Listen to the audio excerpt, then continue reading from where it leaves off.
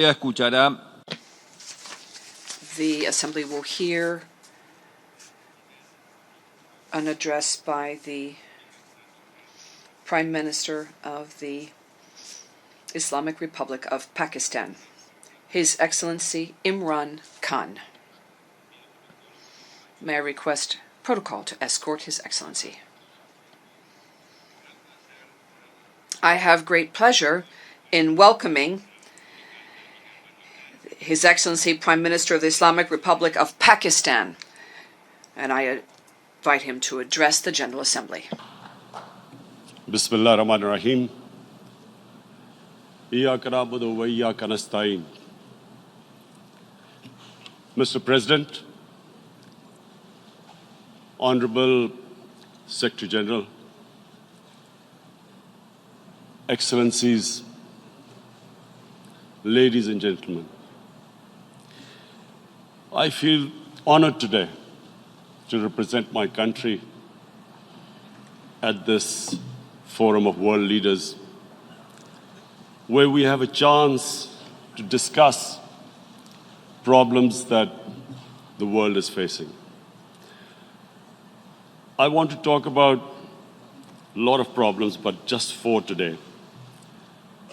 And I especially came to this forum despite a difficult time in my country, facing challenges. I would not have come, but because I feel that there are some very urgent problems which the world must address. So first of all, I start with climate change. So many leaders have talked about climate change. But Mr. President, I feel that there is a lack of seriousness. Perhaps world leaders some of the leaders who can do a lot, do not realize the urgency of the situation.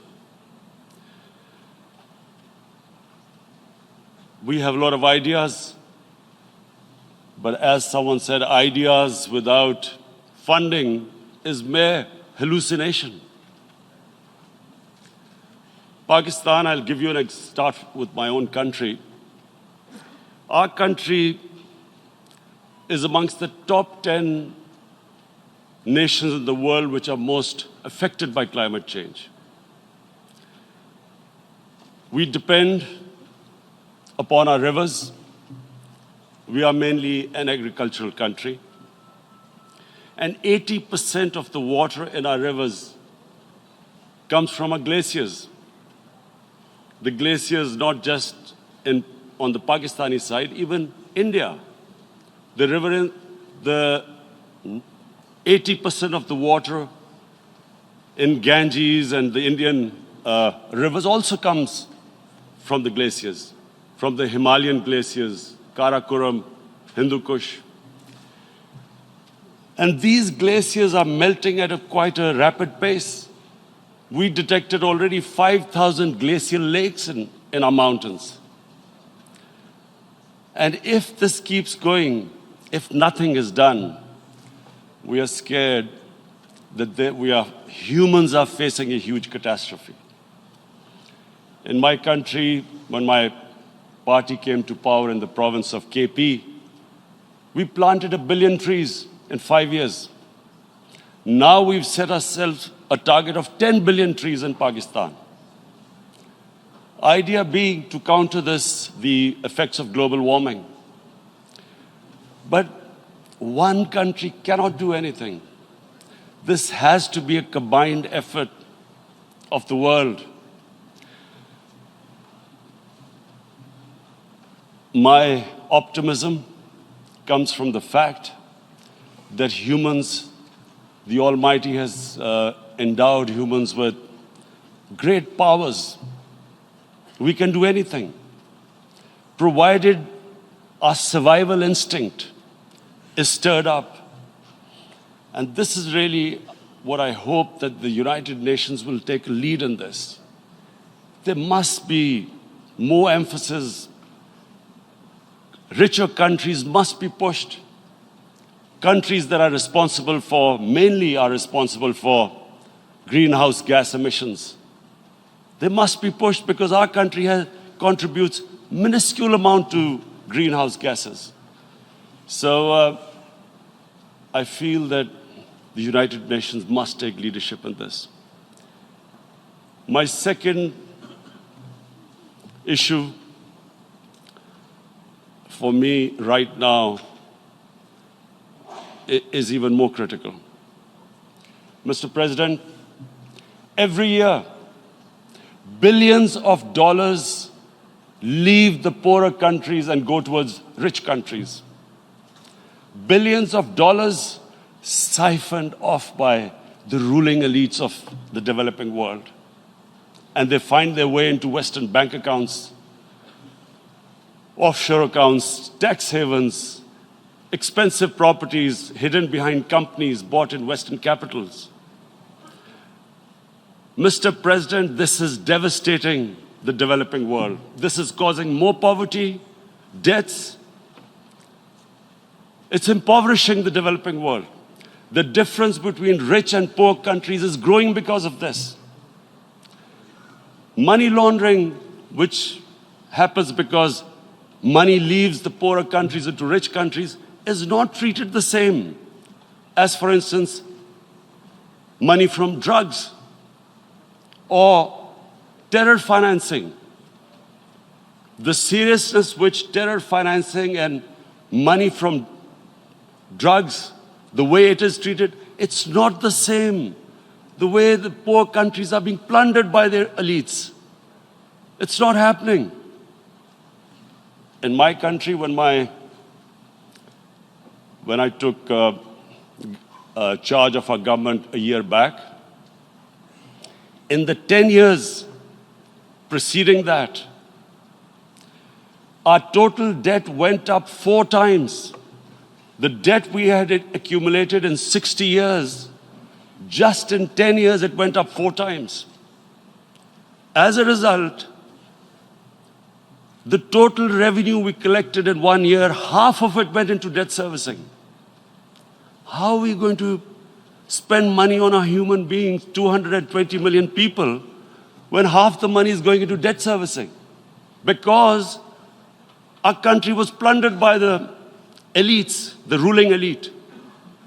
And easily they could get the money out. And when, Mr. President, we located properties in Western capitals bought by this money through corruption and money laundering, located the properties of these corrupt leaders, we find it so difficult to retrieve it. That money, if we retrieved that money, we could spend on our human beings. But it's so difficult. The laws protecting these criminals.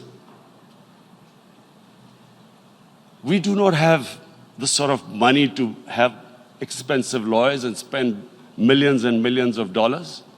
We need help from the rich countries. And Mr. President, it's critical. The rich countries must show political will. They cannot allow this to happen. How can the poor countries spend money on human development, which the United Nations asks, SDG? How are we going to do it when this money can easily leave our countries? So, unless the rich countries intend to build walls to stop economic refugees coming as we see right now, they must take action. They must take action now. It must be a deterrent. Corrupt ruling elites should not be able to take money out easily and park it into foreign bank accounts and into these properties abroad. And I never understand why. Why do we have these tax havens? Why is this allowed? Why shouldn't rich people pay taxes? Why is it legal to have these tax havens where you have these secret accounts? Because, world is changing. The population of the world is growing.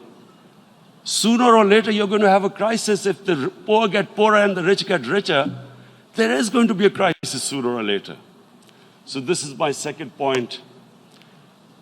I hope that the United Nations takes a lead in this.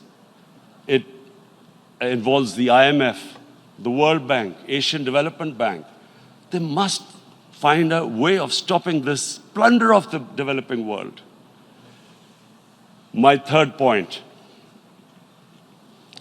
is Islamophobia. There are 1.3 billion Muslims in this world. There are millions of Muslims living in other countries, European countries, and the US as minorities. Islamophobia since 9/11 has grown at a pace where it is alarming. Human communities live together. There should be understanding amongst them. But Islamophobia is creating a division. Muslim women wearing hijab, it's become an issue. It's become an issue in some countries. Hijab is some sort of a weapon. A woman can take off her clothes in countries, but she can't put on more clothes. How is this happening? Because of Islamophobia. And how did this Islamophobia start? After 9/11. And why did it start? Because certain Western leaders equated terrorism with Islam. Islamic terrorism. Radical Islam.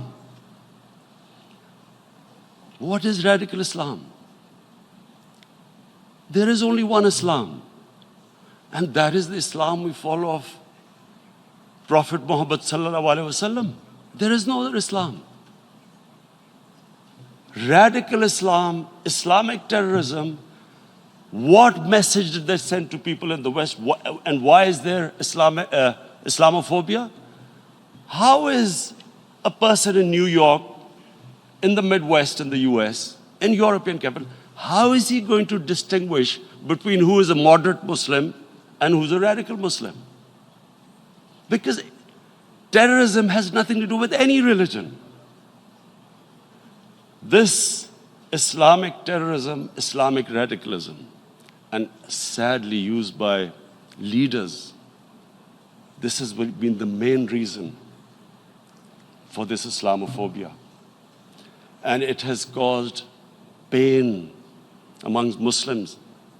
We in Muslim countries watch this Islamophobia traveling abroad, and it's getting worse. And may I just say, Mr. President, that in European countries, it is marginalizing Muslim communities. And we all know that marginalization leads to radicalization. Some of the people who ended up as militants in Syria and other places were from marginalized Muslim communities. And my point here is that we must address this issue. I'm sad to say that we Muslim leaders have not addressed this issue either. After 9/11, when this thing came about war against radical Islam, rather than Muslim leaders trying to explain to the West that there is no such thing as radical Islam, in all human communities, they are radicals. They're liberals and rest are moderate. All human communities, Christians, Jews, everyone has it. But Islam is not radical, neither Judaism, neither Christianity, neither Hinduism. No religion preaches radicalism. The basis of all religion is compassion and justice, which differentiates us from the animal kingdom. But unfortunately, the Muslim leadership was so scared of being called radical Islam that all of them became moderates. In Pakistan, we were in the eye of the storm, and our government coined a phrase called enlightened moderation. No one knows what it meant, but everyone started putting on Western suits that they were moderates, started speaking. Even those who didn't know English would speak English because they were moderates. No one had a clue what it was. Because we, in the Muslim world, did not explain to the West that there is no such thing as radical Islam. One of the reasons why after 9/11, Islam was supposed to be equated with terrorism was suicide attacks. Because the 9/11 bombers did a suicide attack, all sorts of theories came up that the Muslims are involved in suicide attacks because they will get virgin in heavens. Some came up with, what about women, suicide attackers? So this bizarre thing happened. No one explained. Suicide attacks and Islam were equated. No one did research that before 9/11, the majority of suicide attacks in the world were by Tamil Tigers, who were Hindus. No one blamed Hinduism, and quite rightly. What has Hinduism got to do with what desperate people were doing in Sri Lanka? We all know about, we've seen films about Japanese kamikaze pilots at the end of the Second World War doing suicide attacks. No one blamed the religion. But here we were trying to prove we were moderates and not explaining to the West. But the most important thing I wanted to say here today, in explaining this Islamophobia, Mr. President, and I feel it's very important because I've spent, because of I played professional sport in England, I spent a lot of time there. So I know how the Western mind works and how West views religion. So where the misunderstanding about Islam came. And one of the reasons it caused Islamophobia. That was, in 1989, this book was published, maligning, insulting, ridiculing our Prophet Muhammad sallallahu alaihi wasallam. And there was a reaction in the Muslim world. The West couldn't understand what was the problem. Because in the West, because I have spent so much time in the West, religion is perceived completely differently. They don't look upon religion like we do. And so, Islam was supposed to be an intolerant religion. It was against freedom of expression. And Islam took a real beating 30 years ago. I still remember it became a watershed.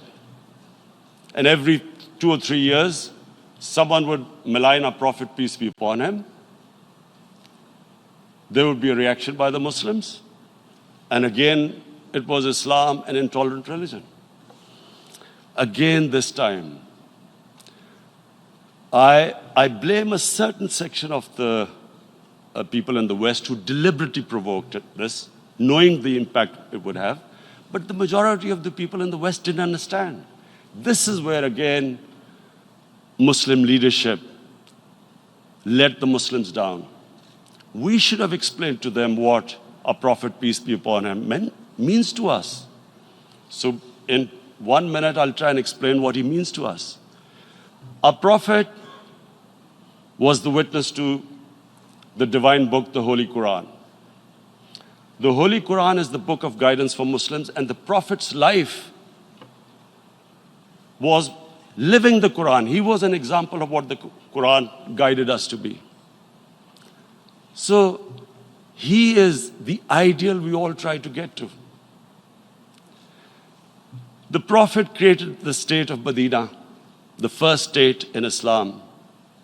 That state was the basis of a Muslim civilization which became the predominant civilization for the next 700 years. And what was that state? I hear such strange things about Islam, that it is against women, it's against minorities. The first state of Islam in Medina, it was the first time a welfare state was set up. The state took responsibility of the weak, widows, orphans, poor people, handicapped. It taxed the rich, spent the money on the poor. The state announced that all human beings are children of Adam, hence equal, whatever the color of their skin.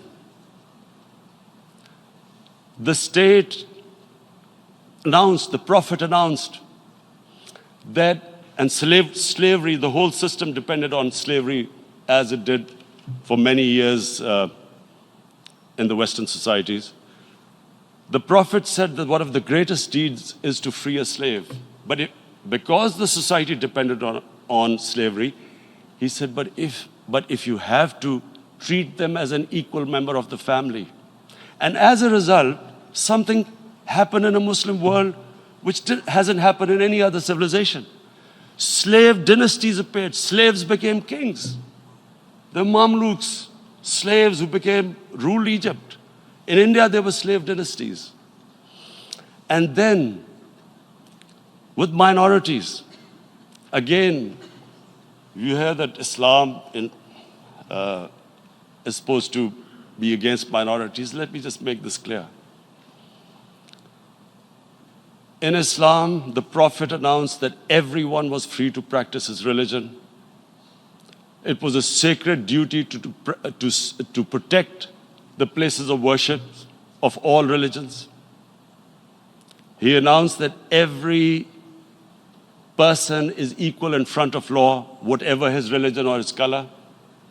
And this incredible case, and I always quote this, that the fourth Khalifa, the head of state of Medina, he lost a court case against a Jewish citizen. So, number one, it showed there was a rule of law, no one was above law. And number two, that a Jewish citizen was an equal citizen. So, Mr. President, when a Muslim society is unjust to its minorities, it is going against the religion of Islam and our Prophet, peace be upon him.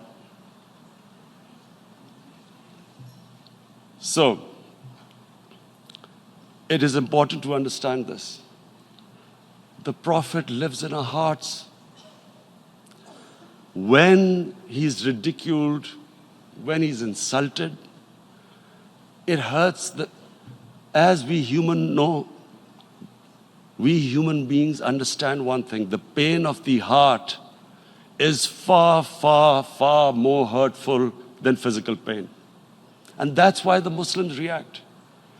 And I always thought that if I ever had the stage, I would try and explain this to the world community, especially to the Western community, because having lived in the Western community, people didn't understand this.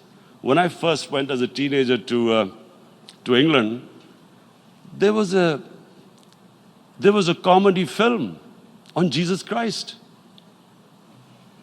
It's unthinkable in Muslim societies.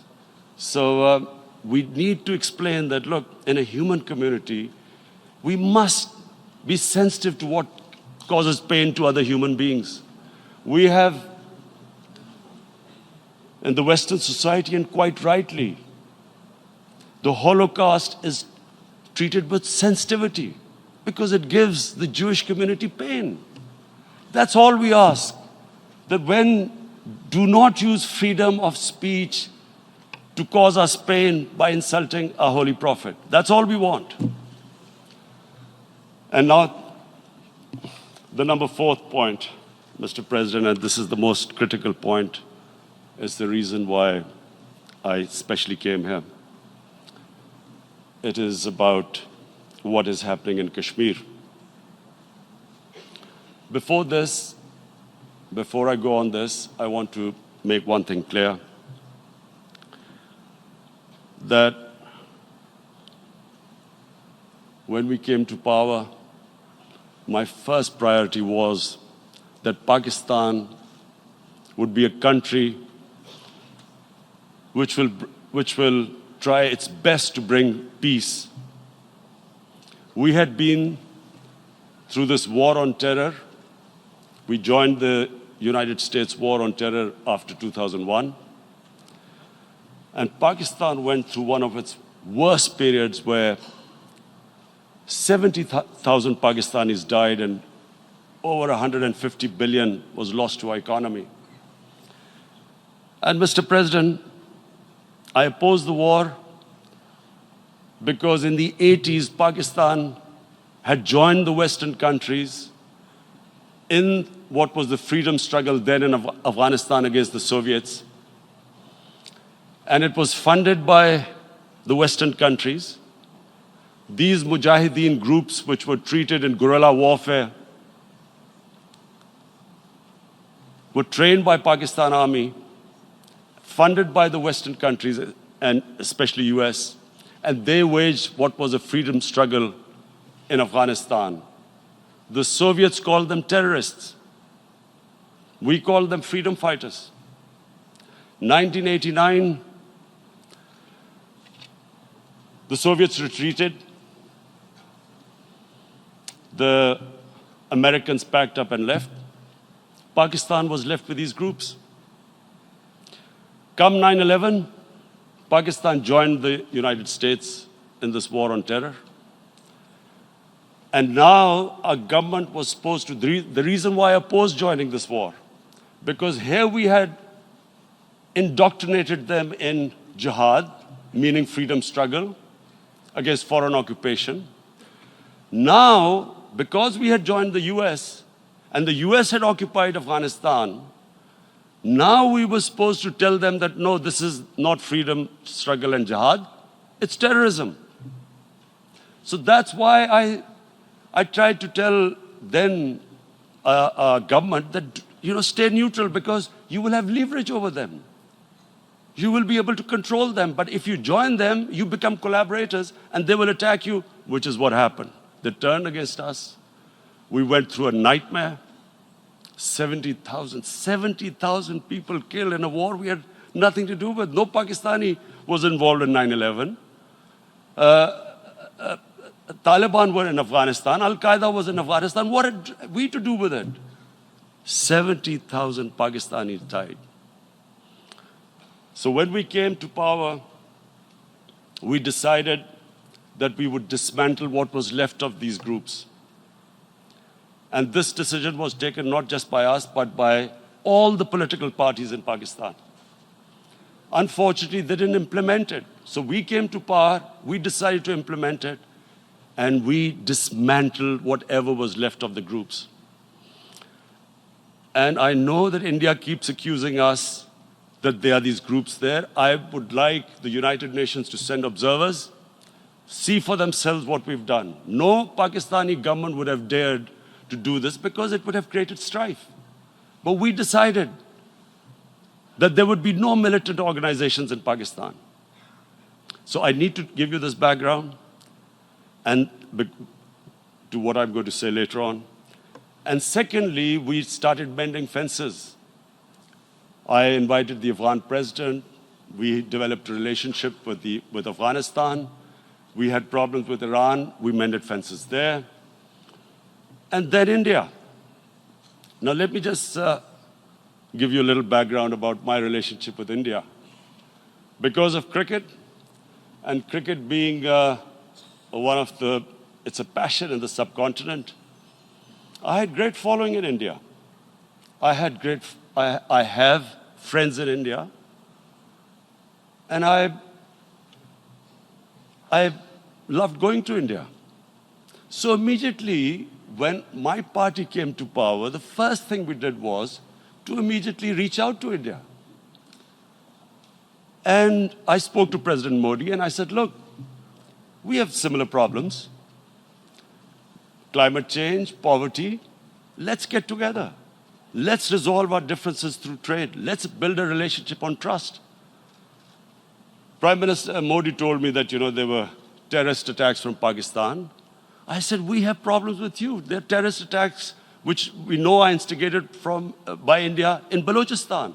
We caught a spy, Kulbhushan Yadav, who admitted what the sabotage going on in Karachi and Balochistan. So we said, look, let's leave that behind. Let's move forward. Our main priority should be our people. The highest number of poor people live in the Indian subcontinent. Unfortunately, didn't make any headways. Our foreign minister was supposed to meet on this in the UNGA last year. India cancelled it.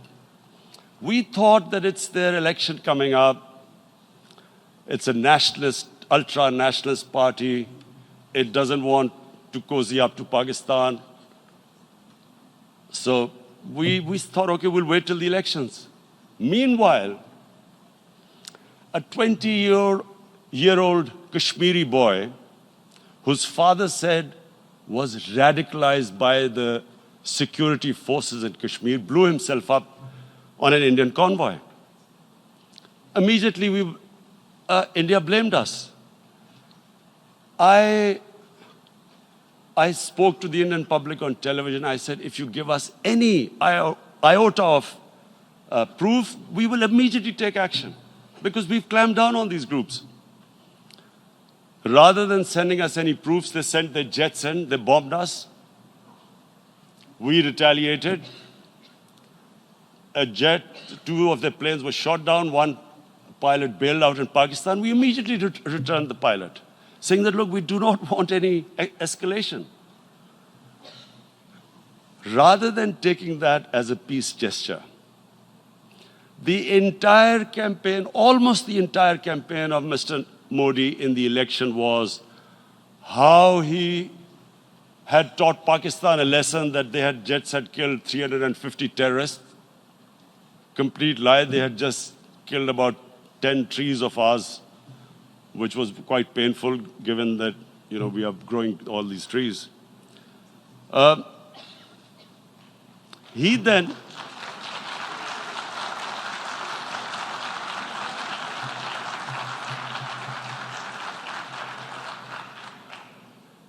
the election campaign, Mr. Modi used words like, this is just a trailer, the movie is about to start.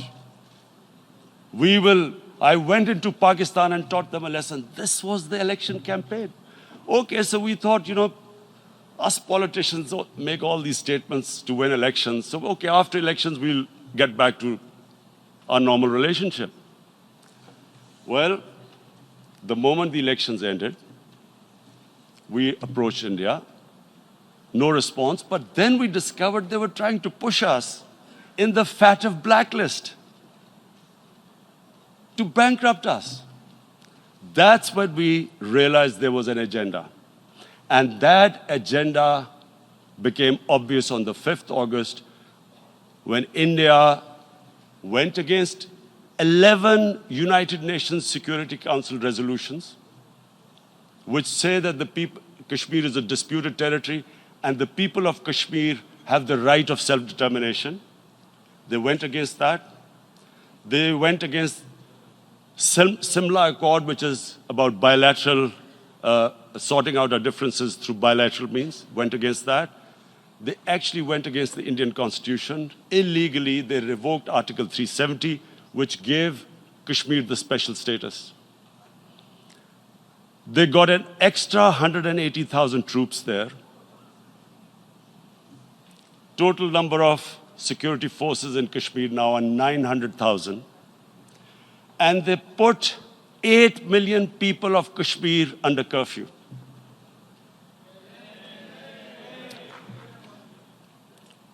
Mr. President, now I just briefly want to make the people understand, how can anyone do something like this? And for that, I have to explain to you what is RSS. RSS, Mr. Narendra Modi is a life member of RSS. RSS was an organization that was inspired by Adolf Hitler and Mussolini, came about in 1925. They believed in racial purity, racial superiority. They also believed they were an Aryan race like the Nazi believed they were an Aryan race. All that I'm saying can be verified. This is the time of information revolution. You can Google all this, what I'm saying. But it is very important for me to explain this to you so you know what is happening in India. This RSS believed in the ethnic cleansing of Muslims from India. At one point, there was racial superiority of the Hindu race. Secondly, it was hatred for the Muslims and for the Christians, because they believed that this golden age of Hindu civilization was stopped because of Muslim rule centuries back and then the British rule of India. So it was racial superiority and hatred for Muslims and Christians. This is openly stated. You look at the founding fathers of RSS, Golwalkar and Savarkar. Just Google them and you'll find out. And this ideology of hate is what murdered the great Mahatma Gandhi in 1948. It was this ideology of hate that made Narendra Modi in 2002 do a pogrom against Muslims in Gujarat when he was the chief minister. He allowed 3 days for these RSS goons who were inspired by the Hitler brown shirts. They actually wear brown shirts. This RSS, the Congress Home Minister gave a statement that in RSS camps, terrorists are being trained. And these terrorists butchered 2,000 Muslims and 150,000 Muslims were made homeless. Narendra Modi could not travel to the US because of that. And I need to make you understand this background before I explain to you that what sort of a mindset would lay siege to 8 million people with 900,000 troops.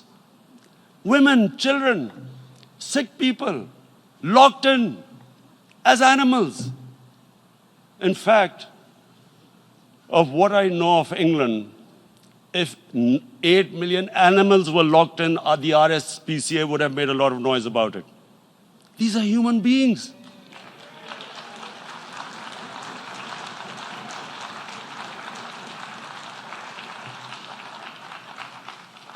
And Mr. President, what comes with racial superiority, these illusions of Aryan superior race, is arrogance. The two go together. And it's arrogance that makes people make mistakes and do stupid things. Cruel things like what Narendra Modi has done. It's sheer arrogance. And it's arrogance that has blinded him from the fact that what is going to happen when the curfew is lifted. Has he thought about it? This hasn't been thought through. What is he going to do when he lifts the curfew? Does he think that people of Kashmir will quietly accept the status quo because India has changed the constitution and taken away the special status? They'll accept that?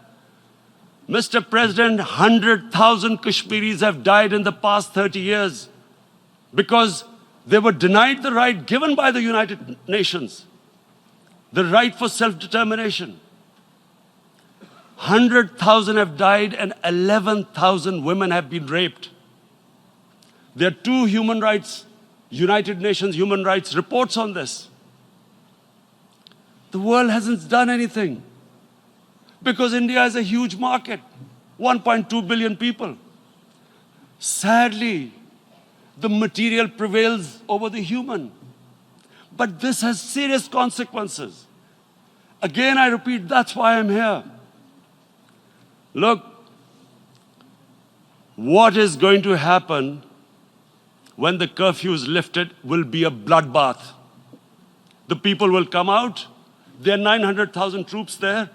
They haven't come to, as Narendra Modi says, he's done this for prosperity of Kashmir. This is supposed to be for the development. These 900,000 troops, what are they going to do when they come out? There'll be a bloodbath. Has he thought it through what happens then? Mr. President, has anyone thought that what happens when there is a bloodbath? What do you think the impact will have on people of Kashmir? What do you think they will think? The way they have been boxed in their houses, treated like worse than animals, no rights. Thousands of all the political leadership has been arrested, taken out of Kashmir. Even those Kashmiri leaders who were pro-India have been taken out. 13,000 boys have been picked up and taken to God knows which destinations. So what do they think? What will the people of Kashmir do when they lift the curfew? They will be out in the streets. And what will these soldiers do? They will shoot them. They've already used pellet guns, blinded young boys. In the last 6 years, the 5 years, the oppression that has gone on in Kashmir. And so, Kashmiris will be further radicalized. Mr. President, there will be another Pulwama. And guess what? India will blame us. They're already blaming us. They're saying all this is happening because of Pakistan. One of their defense ministers said, there are 500 terrorists lined up on the border to go in. Why would Pakistan send 500 terrorists when there are 900,000 troops? What impact are they going to make? What will they do? And why would? Don't we know that the moment there is some terrorist attack, all that will happen is there'll be further cruelty and oppression of the people of Kashmir. We will just give the 900,000 troops to further crush the people of Kashmir. And then we'll give the Indian government an excuse that, look, Pakistan is a terrorist state, and this mantra that has gone on, Islamic terrorism. The moment you use this catchword, Islamic terrorism, the whole world turns away. No one talks about human rights. You can do whatever you want, which is what has happened in Kashmir, because they keep using this word, Islamic terrorism. And this is what they're doing right now. What do we benefit from further increasing the cruelty on the people of Kashmir? And why would we want this? But there is no other narrative left for India. As when they lift the curfew, whatever happens, Pakistan will be blamed, and there is always a danger of another Pulwama. They might come and bomb us again, and then another cycle might start. And what does Narendra Modi think? That 180 million Muslims of India are thinking right now. Aren't they watching these Kashmiris stuck inside for 55 days they've been stuck in? Aren't they watching? What do you think? Don't you think that the Muslims will be radicalized in India? And I'm talking about 180 million people. And when they get radicalized, there will be some incident in India somewhere down the line. Again, we will be blamed. And I'm warning you right now, again, we will be blamed. And Mr. President, what about 1.3 billion Muslims who are watching this? And they know that it is only happening in Kashmir because they're Kashmiri Muslims. This is not happening to Kashmiri Hindus. They know that this is happening because of their religion. So what do you think they will be thinking? What do you think the Jewish community would think if they were, forget 8,000 Jews stuck like this? What do you think Europeans would think? What do we think? I mean, any human community, if their members are stuck like that, what do you think they will think? Are we a children of a lesser God? Is it not going to cause us pain? And then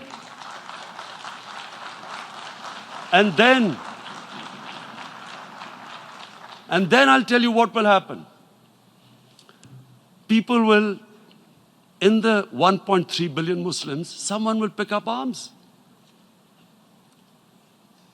I know we've been brought up with films, Western films. This good, decent guy doesn't get justice. he decides to pick up a gun and start seeking justice. There was a film made in New York, famous film called Death Wish. This guy gets mugged by and his family, his wife gets killed or something. He can't get justice. He picks up a gun and he goes around shooting muggers. And the whole cinema cheers him on. So what do you think the Muslims are thinking right now?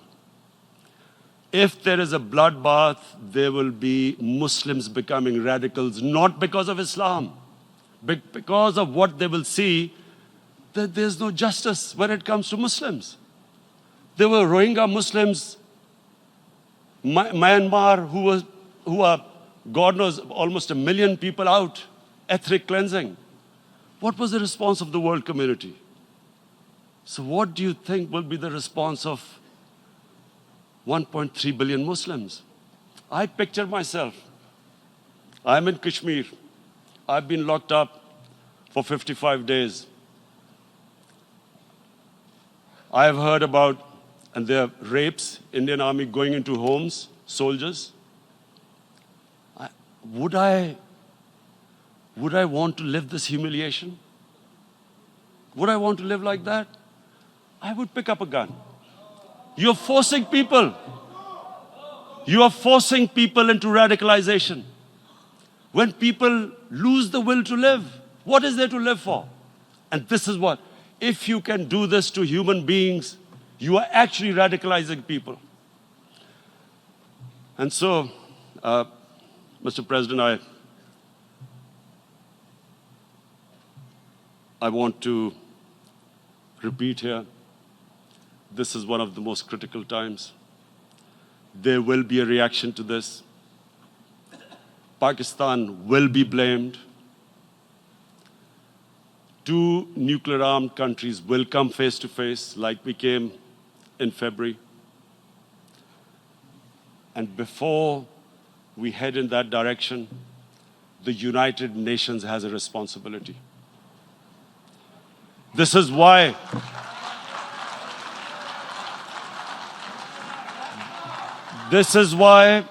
the United Nations came into being in 1945. You were supposed to stop this happening.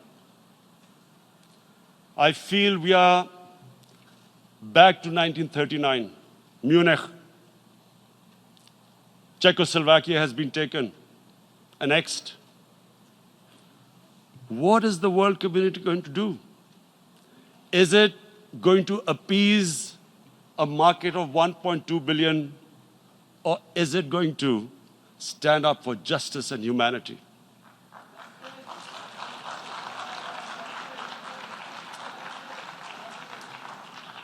If this goes wrong, you hope for the best, but be prepared for the worst.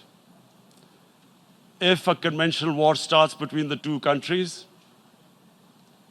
Mr. President, if a conventional war starts, and anything could happen, but supposing a country 7 times smaller than its neighbor is faced with the choice, either you surrender or you fight for your freedom till death, what will we do?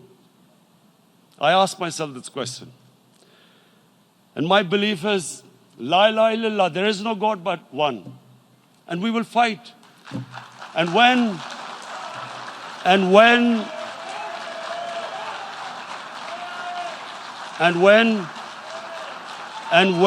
a nuclear-armed country fights to the end, it will have consequences far beyond the borders. It will have consequences for the world, which is why I repeat I'm here. Because I'm warning you, it's not a threat. It's a fair worry that where are we headed? And I've come here to tell the UN, you've got to, this is a test for the United Nations. You are the one who guaranteed the people of Kashmir the right of self-determination. They are suffering because of that. And this is the time.